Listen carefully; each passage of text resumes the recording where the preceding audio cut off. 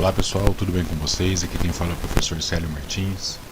Hoje nós vamos para a nossa quinta aula de recursos humanos.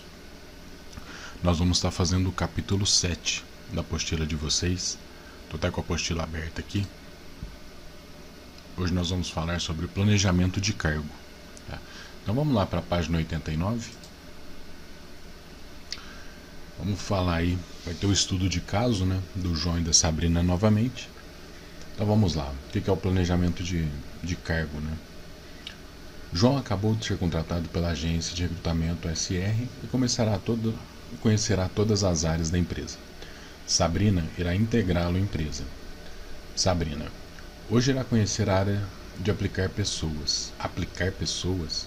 Essa área é responsável pela análise e descrição de cargos, desenhos organizacionais, desenho de cargos, orientação das pessoas e avaliação de desempenho.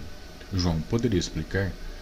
Aí Sabrina vai responder que sim, né? Começarei pela descrição de cargo. Então vamos ver o que é essa descrição de cargos e análise de cargos, né? Então vamos lá, descrição de cargo e análise de cargos.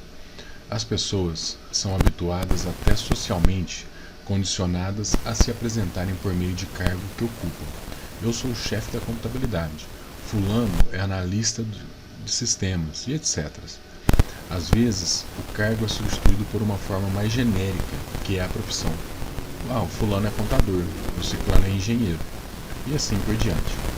Mesmo nesse caso, a pessoa se apresenta ou é apresentada pela sua ocupação, que dentro das organizações se traduz por cargos. Isso a gente vê sempre, né? Por exemplo, talvez você até conheça alguém, ou alguém da sua família mesmo. O que você faz? Eu sou o gerente da empresa tal. Eu sou cortador da fábrica tal. Então sempre a gente coloca o cargo, né? Quando nós vamos nos apresentar. Então vamos dar sequência. Dentro do sistema tradicional de remuneração, tudo está centrado no cargo. Primeiro define-se o cargo, e depois o perfil do ocupante, mas sempre dentro dos limites do cargo. Em razão desse procedimento, a definição concentrada da real necessidade de existir o cargo e também do seu alcance, responsabilidade, autoridade e etc. é de fundamental importância. Ainda dentro desta linha, os requisitos escolaridade, experiência, conhecimentos especializados, domínio de idiomas e etc. Aí, pessoal, eu volto para aquilo que vocês estão buscando no curso, né? Por exemplo, a maioria de vocês ainda estuda. Talvez vocês não tenham experiência de trabalho ainda, ou quem já tem. Você está buscando o primeiro emprego para você ter experiência. Porque muita gente diz assim, que procura estar contratando mais alguém com experiência. E aqueles que não têm experiência, como que fica nessa? Que nunca trabalhou? Então é meio complicado. Aí entra o CIE, que tem o menor aprendiz, né, para vocês começarem a trabalhar, né, a ter uma experiência naquilo que vocês pretendem fazer no futuro. Mesmo, por exemplo, quando vocês começam a trabalhar, vamos pegar pelo menor aprendiz. Talvez vocês não vão estar naquele cargo que vocês almejam, tá? Mas já é uma porta de entrada. Por quê? Fala-se tanto de experiências e muitas pessoas, eu já vi muitas pessoas que trabalham como menor aprendiz que foram contratados, né, que foram efetivados, que é a palavra correta, na empresa a qual está trabalhando. Então tem os dois lados, né? Talvez você está entrando, por exemplo, você vai entrar como menor aprendiz, você vai só trabalhar com papel, separar papel, vamos dizer assim. Mas aí está a maneira de você mostrar o seu potencial. Você vai falar assim, professor, mas como que eu vou mostrar o meu potencial separando papel? Sim, com as suas atitudes, por exemplo, chegando na hora certa, fazendo aquilo que eles te pedem para fazer com qualidade, com eficiência. Tá? Isso tudo você vai mostrando as suas qualidades. Isso chama a atenção do empreendedor, do empregador. Tá? Aí, por exemplo, conhecimentos especializados. Vocês estão fazendo um curso para se especializar numa área. Por exemplo, no curso que nós estamos fazendo aí, já tivemos vários módulos, né, que vocês já fizeram. Então, por exemplo, ó, agora nós estamos fazendo o RH, mas nós já fizemos também. Deixa eu voltar aqui na nossa turma. Ó, plano de negócio e empreendedorismo. Vamos pegar outro. Logística. Inclusive eu passei aquela reportagem do Fantástico. Olha o tanto que o pessoal usa a logística hoje. Tudo que a gente faz hoje, principalmente com essa pandemia, né? Com a pandemia como ocorreu, por exemplo, os e-commerce cresceu muito. Inclusive, por exemplo, eu estava conversando esse final de semana no final de semana que passou com um amigo. Ele é gerente de uma loja, uma rede de lojas. Ele falou que eles estão vendendo praticamente o dobro, já está chegando quase ao dobro do que se vendia físico quando não tinha a pandemia. E continuou vendendo físico, né? Agora teve aquela época que teve aquelas paradas, mas enquanto se pode vender físico também, o e-commerce está estourando, né? Passando na frente aí. E é a tendência do mercado. Não adianta a gente querer fugir disso. Tanto para empresas, né, com e-commerce, tanto para estudos. Por exemplo, eu vou até ler uma informação que eu tive de um amigo meu que está fora. Quer ver? Olha o que ele disse.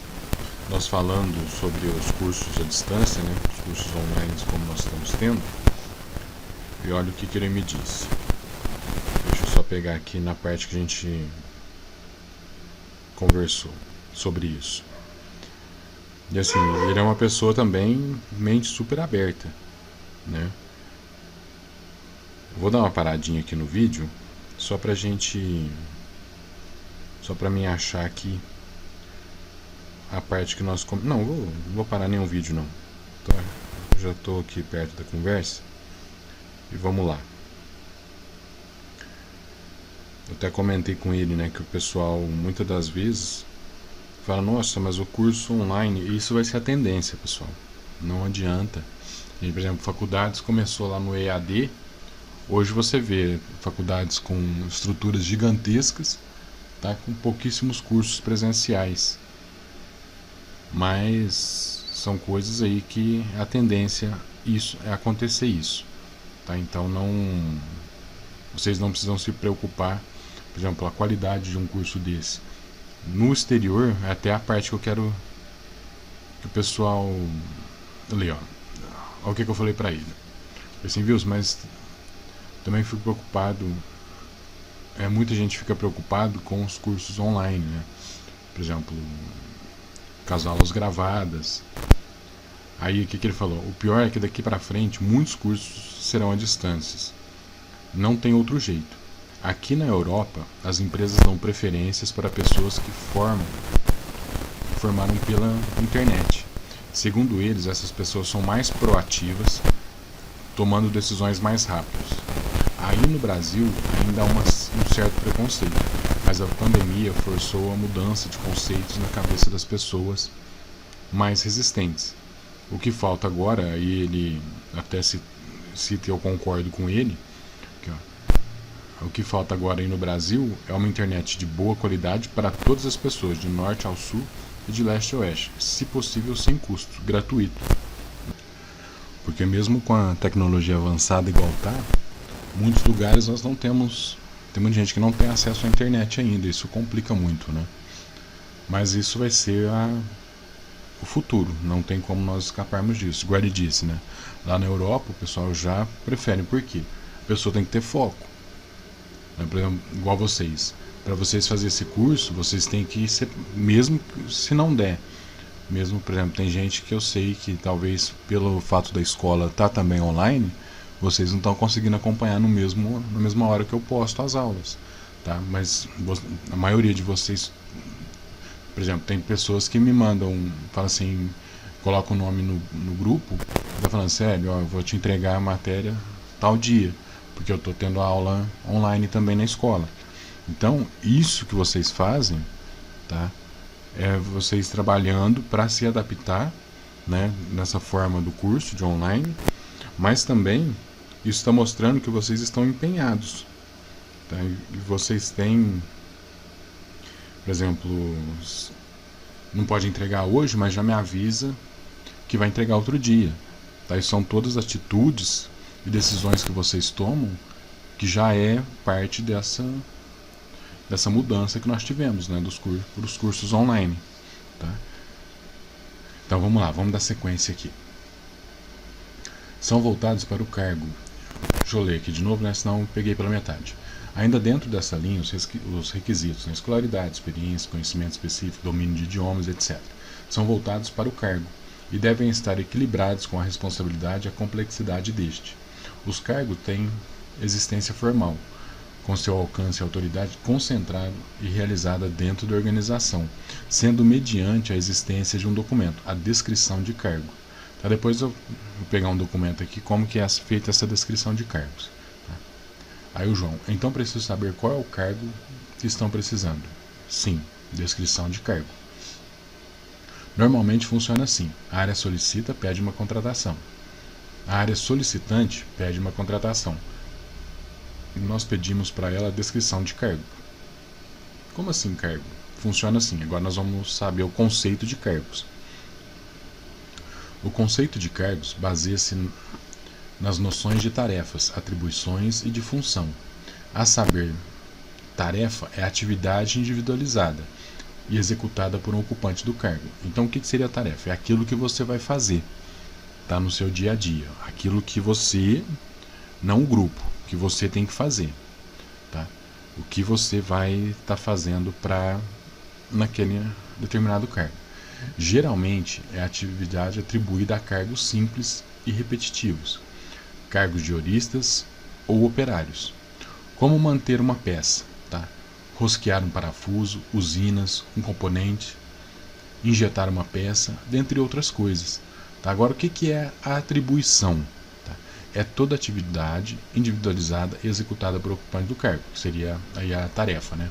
Geralmente, a atividade atribuída no cargo mais diferenciados, cargos de mensalistas ou funcionários, como preencher um cheque, emitir uma requisição de material. Tá? Então, por exemplo, a função dela, tá? A atribuição dela é preencher cheque e emitir requisição de material. Essa é a função de determinado cargo. Na realidade, a atribuição é uma tarefa um pouco mais sofisticada, mais mental e menos braçal. O que é a função? É o conjunto de tarefa, cargos horistas, ou atribuições, cargos mensalistas, exercícios de maneira sistemática, tá, e reiterada por um ocupante de cargo. Pode ser exercido por uma pessoa que, sem ocupar um cargo, desempenha provisória ou definitivamente uma função. Tá? Pode ser aquela pessoa que está naquele determinada função provisoriamente. Por exemplo, isso acontece muito quando uma pessoa sai do cargo ou ela é demitida, tá? E a gente coloca uma pessoa provisória para aquele cargo não ficar vago, né? Para não ter aquele espaço. Por exemplo, a empresa não pode parar. Então, por exemplo, dependendo da função que aquela pessoa faz, tem que se ter uma pessoa de imediato, tá, no cargo para que não se pare. Então, o que vai acontecer? Até ter uma contratação, uma pessoa entra como provisória naquele setor. Tá?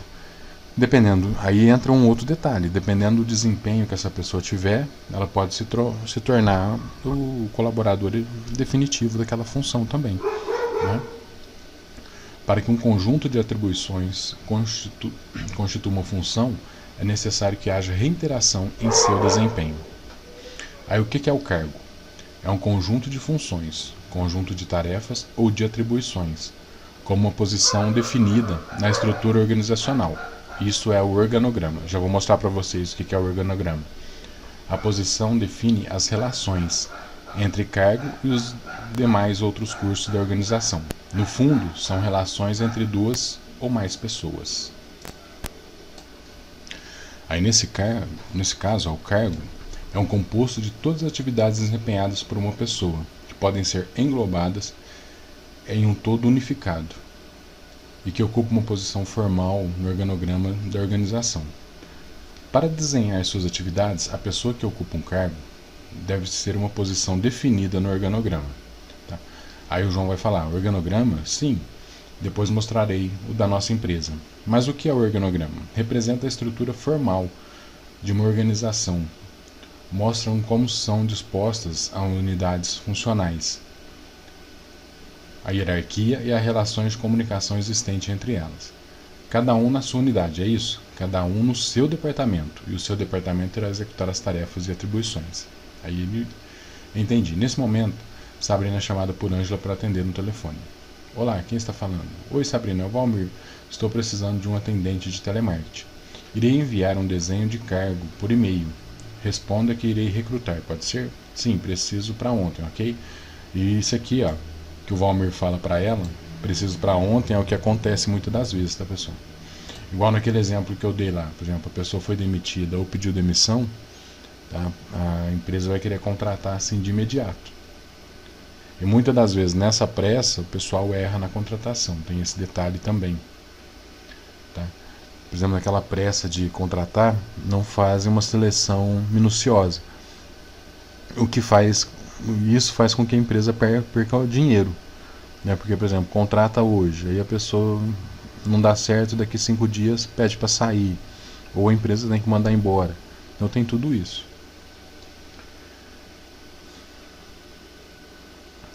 Aí a Sabrina vai até brincar com ele, né? Sempre, né, Valmir? Uma semana pode ser? Sim.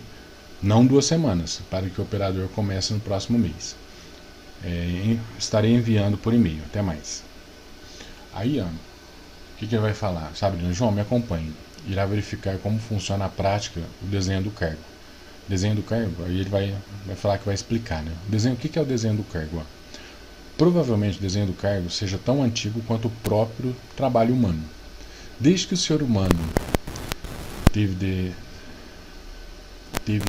dedicar-se a tarefas de caça ou pesca, ele aprendeu, através de sua experiência, acumulada ao longo dos séculos, a modificar seu desempenho para melhorá-lo continuamente. Enquanto a tarefa foi aumentada, exigimos um número maior de pessoas para realizá-la. A coisa se complicou, mas a situação básica de um homem que desempenha tarefas sob a direção de outro jamais foi realmente alterada. Apesar de todas as mudanças sociais, políticas, econômicas, culturais e mesmo demográficas ocorridas durante o longo da história da humanidade, somente a partir da década de 1960 é que um grupo de cientistas do comportamento e consultores de empresas passaram a demonstrar que as antigas abordagens de desenhos de cargo conduzem a resultados contrários aos objetivos organizacionais. A partir daí, começam a surgir novos modelos de desenhos de cargo. Saiba de perguntas para se fazer um bom desenho de cargos. Quais critérios serão utilizados para o desenho de cargos? A criação de cargos será subordinada às necessidades estratégicas, táticas e operacionais da organização. A quem compete? Conselho administrativo, secretários executivos e outros. Aprovar a criação de cargos e o organograma da organização. Desenhar um cargo significa estabelecer 4 condições fundamentais. Quais são elas? O conjunto de tarefa ou atribuições que o ocupante deverá desempenhar, o conteúdo do cargo. Como seu conjunto de tarefas ou atribuições deverá ser desempenhado, método e processos de trabalho, a quem o ocupante do cargo deverá reportar-se a responsabilidade, isto é, uma relação com a sua chefia. Tá? Então, por exemplo, não adianta eu trabalhar para o João e toda vez que eu precisar de algo, eu me reportar para Maria. Então eu tenho que ir para a pessoa certa. Porque senão fica aquele leve e trás, vamos dizer assim, que o pessoal fala muito, né? Por exemplo, quem tem que resolver é o João, eu passo para Maria, e a Maria já aumenta um pouquinho do que está acontecendo, e assim vai.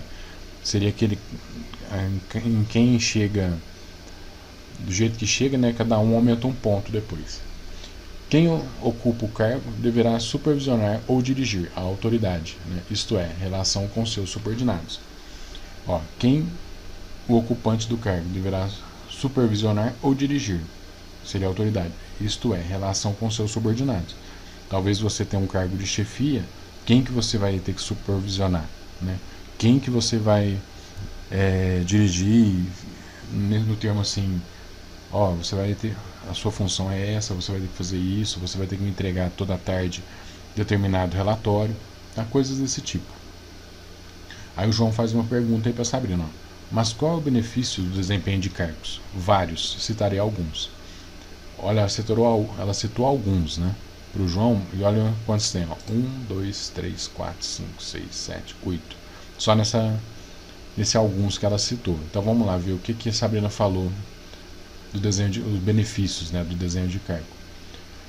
Define claramente as atribuições de cada um, elimina ansiedade ou expectativas nos empregados por não saberem o que se esperam deles, fornece base para melhorar a seleção de pessoal, facilita a definição da necessidade de treinamentos, complementa o organograma, fornece subsídios para os planos de carreira, estabelece as relações normais de trabalho, define parâmetros para avaliação de desempenho e promoções indicando o sentido e a direção a se tomar.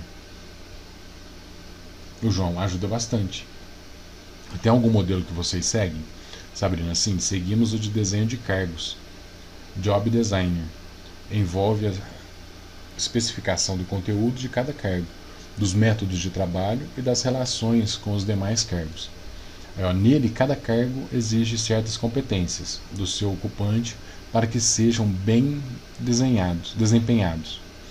Nessa competência, variam conforme o cargo, nível hierárquico e a área de atuação. Elas exigem que o ocupante saiba lidar com recursos, relações interpessoais, informação, sistema e tecnologia em diferentes graus de intensidade. Aí aqui certamente ela já vai mostrar. Existe mais, né? Sim, mas aqui escolhemos esse.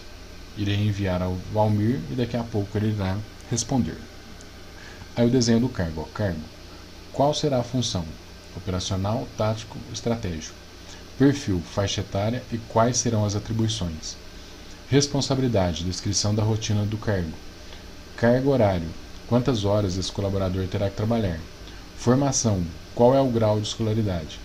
Experiência, com ou sem necessidade. Competências técnicas, o que é necessário para realizar as funções.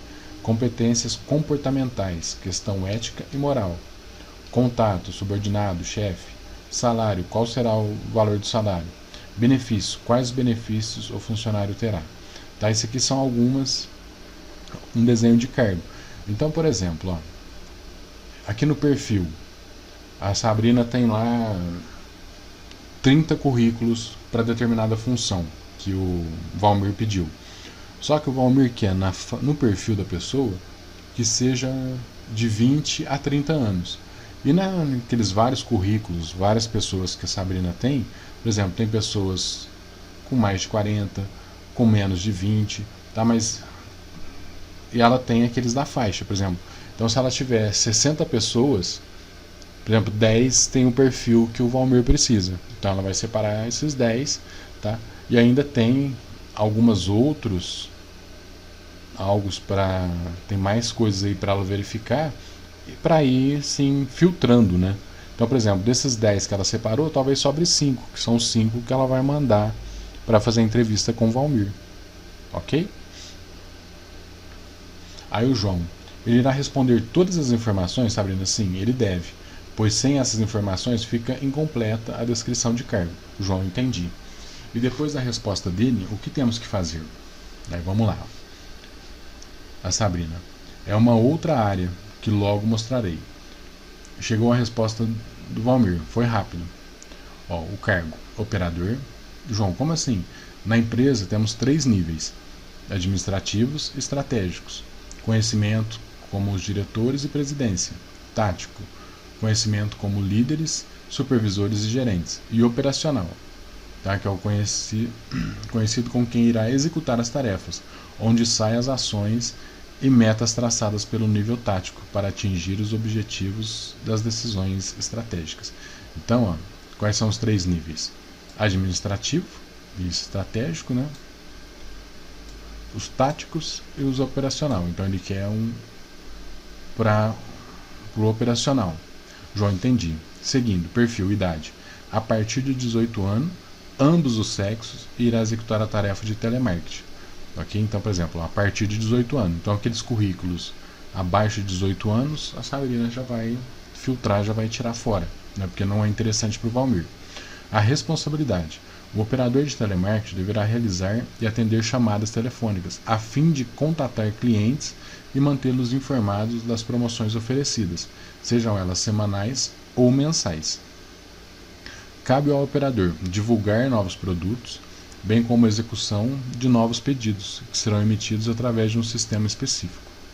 Aí a carga horária será de 6 horas diárias, 36 horas semanais. O João, por quê? Como assim carga horária? A Sabrina, carga horária é o tempo que o funcionário irá trabalhar na empresa. O João, ok, mas meu primo trabalha 8 horas por dia e não 6, por quê? A lei, cada cargo tem sua jornada específica de trabalho. Aí tem até um artigo aqui, ó. O artigo 58 da CLT diz que a duração normal de trabalho para empregados em qualquer atividades privadas não excederá 8 horas diárias, o que vai resultar em 220 horas por mês, desde que não seja fixado expressamente outro limite. João, então o cargo do meu primo ele terá que trabalhar 8 horas, sim.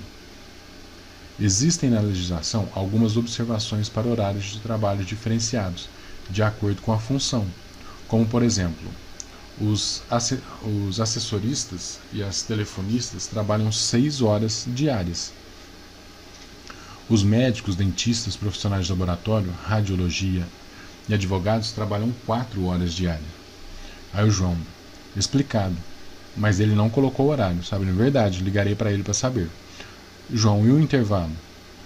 Algo não bate. Meu primo tem horário para almoçar. Isso contabiliza nas 8 horas? Aí o que o João está perguntando, né? Por exemplo, igual a gente trabalha. Vou até abrir o Excel aqui. A gente vai trabalhar 8 horas. Tem 1 hora de almoço, tá? Essa 1 hora de almoço não conta. Então ficaria assim, ó. Por exemplo, se eu entro às 8, das 8 ao meio-dia, vamos colocar. Epa. Deixa eu aumentar o zoom aqui.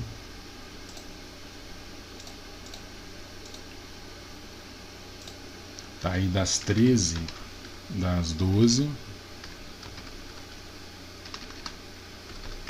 das 12 às 13 é o horário de almoço. Tá? Então ele volta das 13 e vai até às 17. Vamos ver se bateu. Igual esse menos esse, 4. Tá? Aqui é 1 hora de almoço, essa 1 hora de almoço não conta, tá?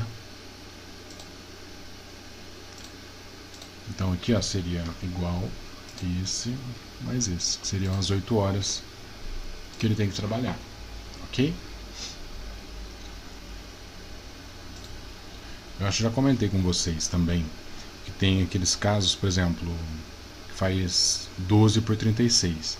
Então, por exemplo, o que seria esse 12 por 36? A pessoa entra às 18 horas, tá? E vai até às 6 da manhã. Aí o que vai acontecer? Aí ele entrou aqui, deixa eu até baixar aqui. Ó, ele entrou no sábado, às 18 horas do sábado. E saiu às 6 horas da manhã do domingo.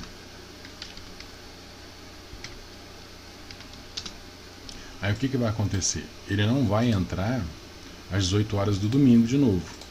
Ele vai entrar às 18 horas da segunda e vai sair às 6 da manhã da terça. Ok? Esse é o chamado 12 por 36.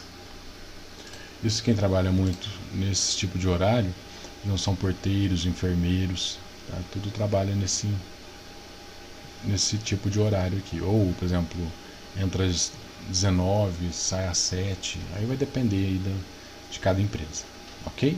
Então vamos lá. Isso aqui nós já lemos, né? Então vamos lá. E o intervalo? Algo não bate. Meu primo tem o horário para almoçar. Isso contabilizando as 8 horas vai explicar, né? Não. Na lei tem o intervalo, tem o horário de intervalo. Artigo 71. Em qualquer trabalho contínuo cuja duração exceda 6 horas, é obrigatório a concessão de um intervalo para repouso ou alimentação, a qual será no mínimo de 1 hora, salvo acordo escrito ou contrato coletivo em contrário. Não poderá exercer 2 horas. Tá? Não excedendo de 6 horas trabalhadas, será, entretanto, obrigatório um intervalo de 15 minutos. Então, por exemplo, se for de 6 horas, tá? 15 minutos de intervalo, enquanto a duração ultrapassar 4 horas. Ou seja, o seu horário de almoço vai variar de acordo com a extensão da sua jornada de trabalho, podendo ser concedido nada, no caso de jornadas de 4 horas diárias, 15 minutos até 6 horas por dia, e de 1 a 2 horas a partir de 6 horas por dia. Então, o funcionário tem direito a 15 minutos, no mínimo 5. Aproveitando, qual será o seu horário de trabalho? Qual será o meu horário de trabalho? O João perguntou para ela. Eu irei te efetivar, então trabalhará 8 horas por dia. Pode escolher. 5 dias, de segunda a sexta, né, 8 horas, igual nós fizemos aqui no Excel. Né? Aí, inclusive foi igual nós fizemos mesmo, das 8 às 12 e das 13 às 17. Ele tem um intervalo aqui, igualzinho nós fizemos lá no Excel, das 12 às 13. E no sábado vai trabalhar 4 horas para compensar o horário, certo? Ou 4 dias na semana, de segunda a quinta, 9 horas, 36 horas, por exemplo, das 8 às 12 e das 13 às 18. Aqui vai dar 9 horas. Aí um dia na sexta, ele faz 8 horas, das 8 às 12 e das 13 às 17, para dar as 44 horas, certo? Tem também essa opção, 5 dias, segunda a sexta, 8 horas e 48 minutos, tá? Aí seria das 8 às 12, das 13 às 17 48. João, 48 minutos, por quê? A lei diz que são 220 horas, 44 horas semanais. Sim, 8 horas por dia multiplicado por 5 daria 40, sobram 4 horas. Essas 4 horas são quantos minutos? 4 vezes 60 minutos, 240 minutos. Irá trabalhar 5 dias, de segunda a sexta, sendo assim, basta dividir o número pelo dia, que será 240. Então, por exemplo, 240 dividido por 5, 48 minutos. Entendi. Aí eles vão prosseguir. A formação escolar. O que o Valmir quer? Ensino médio completo ou cursando nível superior, técnico. Tá? Aí a experiência. Não precisa ter experiência comprovada. Competência técnicas. Estar apto a utilizar as ferramentas do pacote Office, né, que é o Word, Excel, PowerPoint, Internet. O Internet aqui não faz parte do Office, tá? Seria Word, Excel, PowerPoint, Access, né? E esse sim faria parte do pacote Office. A Internet é a parte. Rotinas administrativas. Curso de atendente de telemarketing. O João, nessa parte seria os cursos essas curriculares no currículo. Sim, os cursos. Competências comportamentais. O operador de telemarketing deve ter uma postura ética, moral, física, ou seja, deve ser probo. Epa, peraí. Vamos ver o que eu quis dizer com isso daqui, né? Essa palavra aí tá meio confusa. Aí, deve ter um bom relacionamento interpessoal, tá? Deve ser comunicativo, induzindo e convencendo o cliente. Vamos ver o que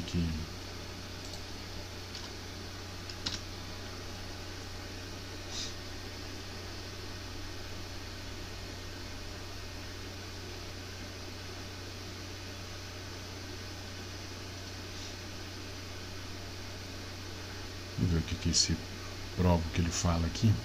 Essa palavra aqui é nova para mim.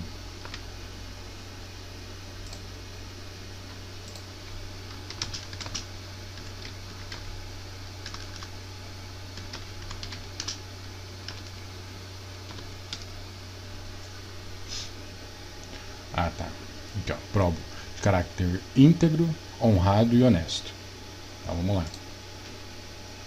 Então, o operador de telemarketing deve ser postura ética, moral, física, ou seja, né, deve ser íntegro, deve ter um bom relacionamento interpessoal, deve ser comunicativo, induzindo e convencendo o cliente. Deve ter uma boa dicção, pronunciando corretamente as palavras para não haver dúvidas, duplo entendimento. Deve ter iniciativa, ser hábil na negociação, concentração, ser equilibrado, ser organizado e ter visão sistemática.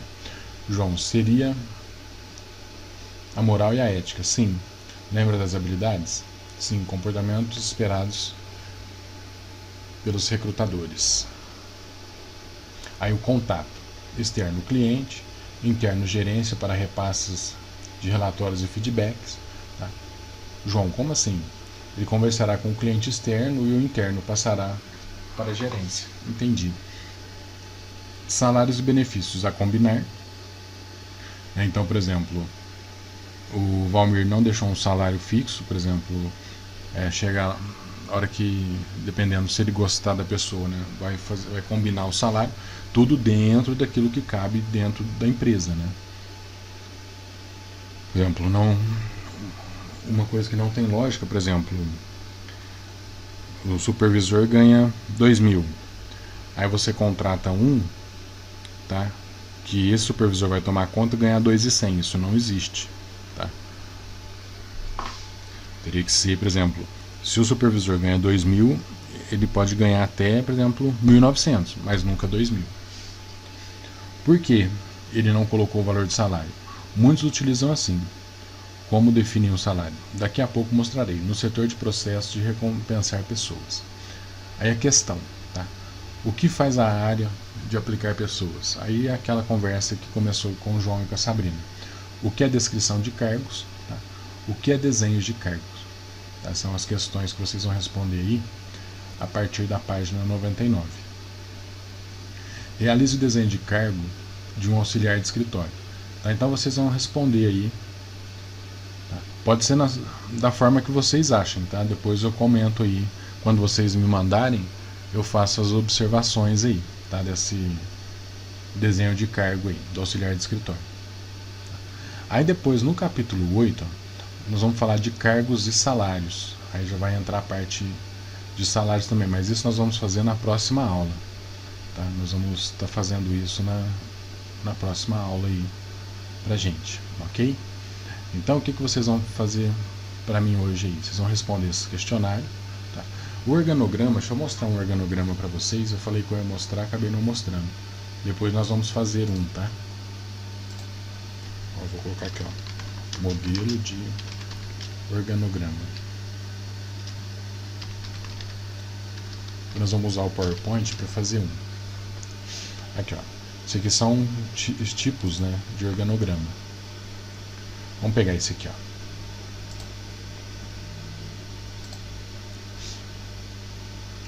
Ó. Deixa eu até aumentar a tela aqui para vocês.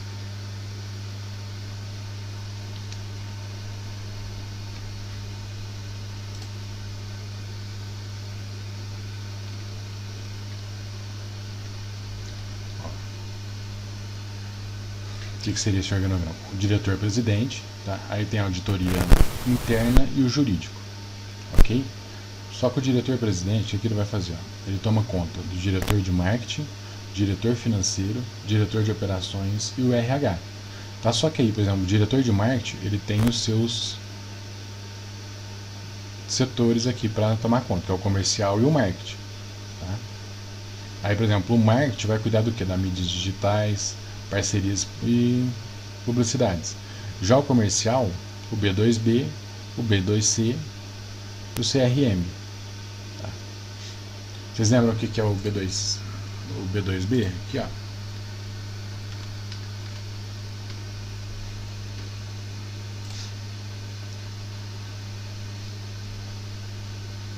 Aqui tem o B2B e já fala do B2C. É uma abreviação da expressão em inglês business to business, né? Em que tradução de empresa para empresa.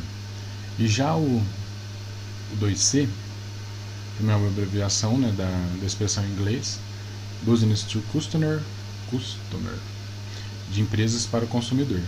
Tá? Então esse é o B2C é para empresa consumidor e o B2B de empresa para empresa, ok? Vamos voltar aqui no modelinho. Aí o diretor financeiro vai cuidar da controladoria, tesouraria, tá? Fiscal, faturamento, RI, diretor de operações, produção, TI, logística e suprimentos e manutenção. Já o RH vai cuidar do departamento de pessoal e o RH, que aqui cuida da remuneração e benefícios e o controle de pessoal, né? Isso dentro do departamento de pessoal. E o RH, captação e seleção, e treinamento e desenvolvimento. Tá? Isso aqui seria um organograma, tá? Que foi citado lá para vocês. Quer ver? Tem outros modelos aqui. Vamos pegar aqui. Ó, vamos pegar esse aqui, que é um pouquinho maior. Esse aqui eu não vou nem abrir ele não. Ó. Já dá para a gente ter uma visão legal. Assessoria jurídica, né? Diretoria e assessoria financeira, variado aqui, mas a diretoria que comanda. Tá? Departamento de marketing, olha a quantidade tá? Em relação àquele que nós abrimos. Departamento de atendimento ao cliente, tá? Cliente ativos, cliente A, projeto, cliente B, propostas. O ativos, né? Contratos, processos, políticas, métodos, competências e tudo mais. O departamento de auditoria interna, a política e normas, processos, registros, não conformidades, portfólios de risco, qualidade e segurança. Serviços terceirizados de suporte, tá? Contabilidade, fiscal, logística, recursos humanos, compras, infraestrutura e tecnologia da informação e capacitação. Tá? Então são organogramas aí que são criados, vai depender de cada empresa, ok? Então nós temos aí vários modelos aí vocês podem pesquisar também. Aí se a gente colocar aqui, ó, desenho de cargo, vamos pegar aqui, ó, modelo, desenhos de cargo, tá? Tem vários também que vocês vão encontrar. Então vamos pegar esse aqui, ó, variedades de habilidades.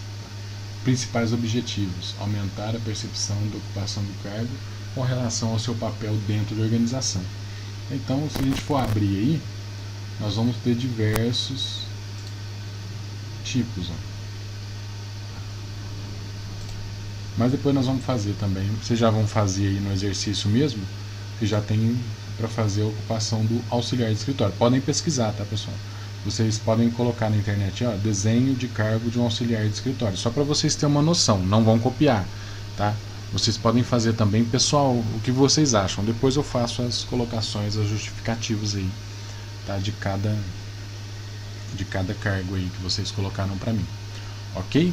Então vocês vão responder esse questionário da 99, que começa na 99, e vai me fazer esse desenho de cargo aí, ok? Aí no caso, vamos fazer diferente, vamos fazer algo também. Vocês vão pode fazer o desenho à mão mesmo, tá? De um organograma. Vamos pegar o organograma aí de uma escola, tá? De cursos profissionalizantes. Só para lembrar vocês, o que vocês têm dentro de uma escola, tá? O diretor, aí vocês têm o comercial, vou colocar aqui, ó. Diretor, aí o diretor vocês têm o setor comercial, setor pedagógico,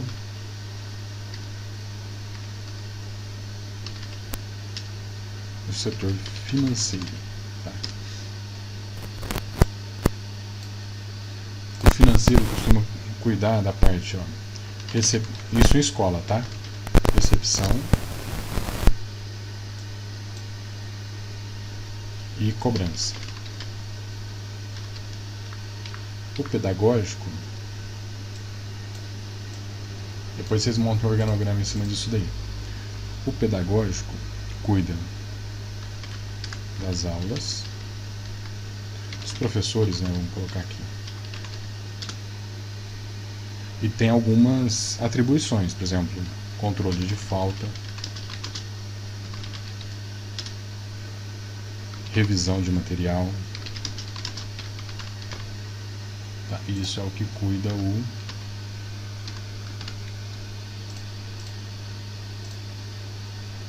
pedagógico.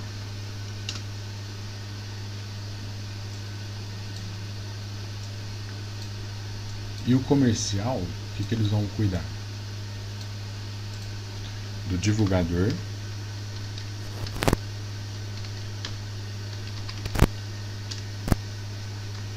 e do vendedor externo.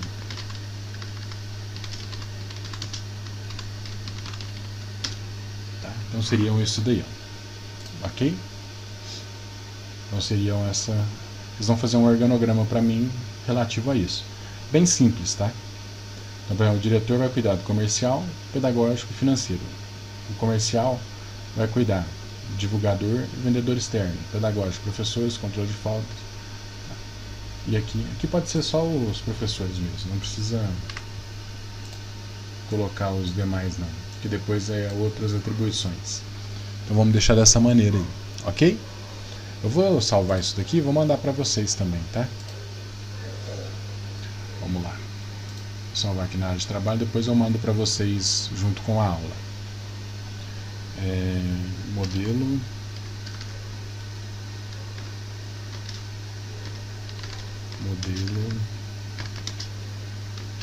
Aula 5 RH. Ok? Vou deixar aí para vocês.